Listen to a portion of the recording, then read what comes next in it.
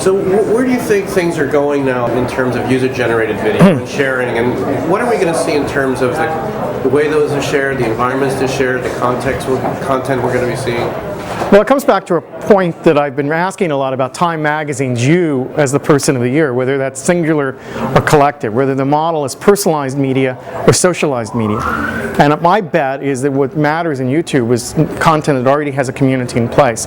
A community of interest emerges around it. So whether it's skateboarders, whether it's fans of popular music, whether it's political activists, whether it's students, it's the content that travels is stuff that appeals on a very deep level to very specific communities of practice. And so I do think it's a communal space, even though it's often described as voyeurism, exhibitionism, as if it's about individual self-display, individual expression.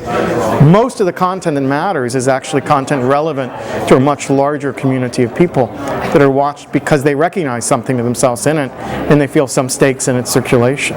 Social networking is here to stay. Social networking is operating at every level, from small children.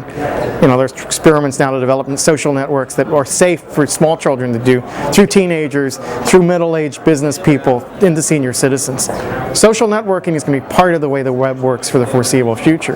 Now, in that space, those companies that appeal to young people are going to be the most volatile, because no one wants to be in their older brother's social network. They want to have their own community. And so Myspace will rapidly become, oh so 20 minutes ago, to quote the movie Clueless, it's going to be surpassed by the next youth site. And you just see this constant proliferation of alternative social networks. To some degree it will survive because it's the best known.